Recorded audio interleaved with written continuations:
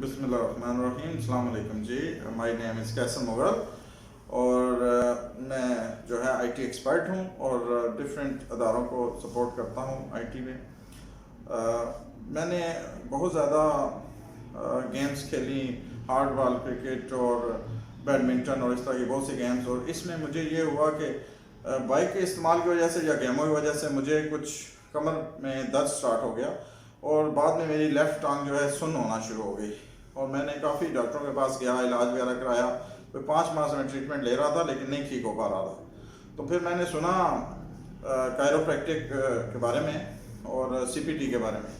تو میں ڈاکٹر عامر کے پاس آیا اور ان کو اپنا مسئلہ بتایا تو انہوں نے مجھے حوصلہ دیا.